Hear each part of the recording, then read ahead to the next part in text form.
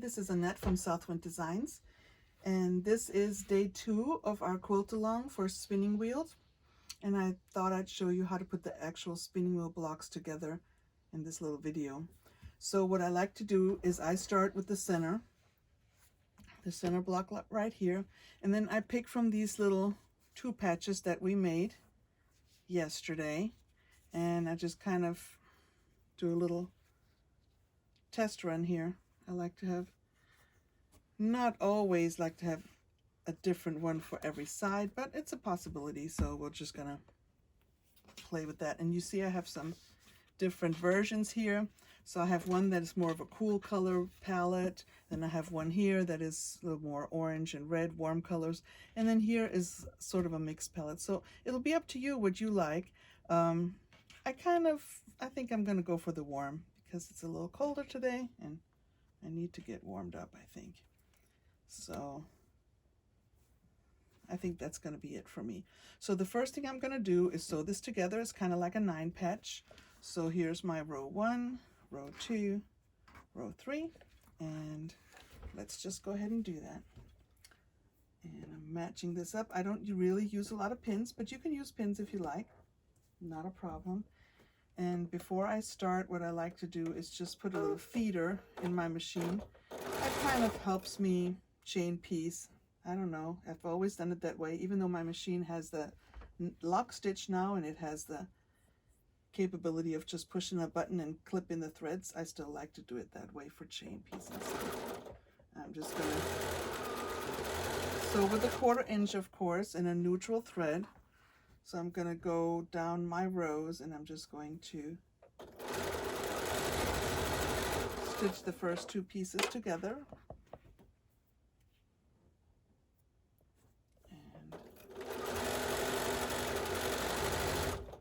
Then I'm going to actually clip my little feeder off and push it through. That kind of signals to me that those 3 pieces are finished and connected. So these are my next pieces here.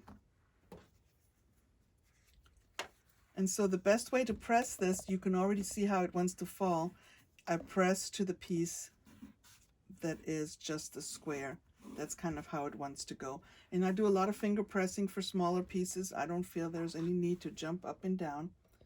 I really don't actually press my block until the block is done. Here's the next one. And row 2. And row 3.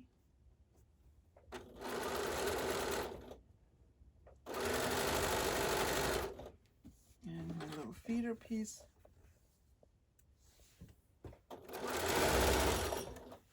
Now I've done all the rows. Press to the squares, and as you're pressing to the outside square, then the inside square, and back to the outside square, things really line up nicely and they're easy to nest. So this is my first row onto my second row. Did I do that too fast? So first row onto the second row. And then what I like to do, instead of using pins, I match up this little piece right here. That's my intersection that I like to match. Now I just hold it, but you're welcome to use a pin, of course. Okay, so I just want to make sure, just kind of a little peek to see if it's tight. Once I'm over this intersection, I worry about the next one. Go over here. And now I'm just going to use a different feeder piece, leftover pieces.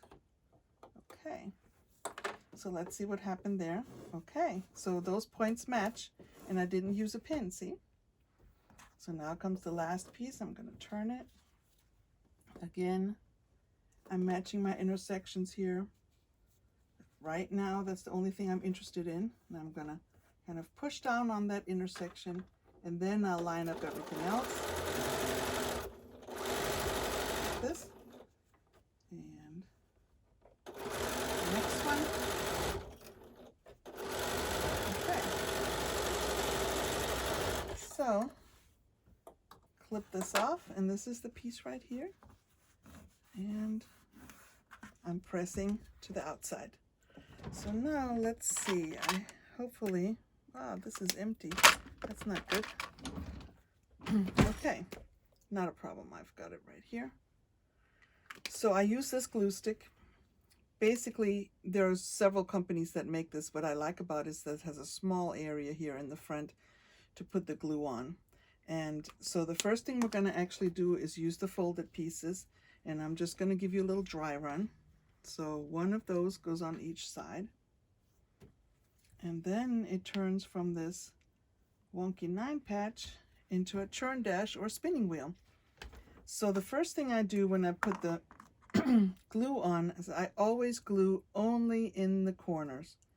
There's no need to glue that whole piece up because we're going to peel it back later and then that glue might show. And so I just use the minimum I have to use. So as you see how it lines up here, and it's really nice. You can just, with this little bit of glue, you can really make this behave the way you want it to behave. And if you can see, it covers over here into the seam just about a 1/4 inch, which of course is perfect for our seam allowance. So I'm going to go around and do all my other little corners. And I always start pushing down on the biggest one, and then I line up the sides. It's not too hard, is it? Kind of fun, and you can make as many of those as you like, but the pattern that we're following calls for 5. So by tomorrow, maybe you can make your 5, and then we're going to move on to the next block tomorrow. Let me show you the last one. Here we go. Okay, and so this is the one I've already made, and it has the pieces that are top stitched. And those little pieces, those strips I did around it, don't do those strips for that pattern. I just did that so I could peel that back and show you. But this is the before you do the peel back, and this is the after. So I will see you next time. Please check my website, southwindquilts.com, or the blog spot, southwindinspirations.blogspot.com, for more instructions and Facebook, and I'll also post this to YouTube. So I'll see you next time.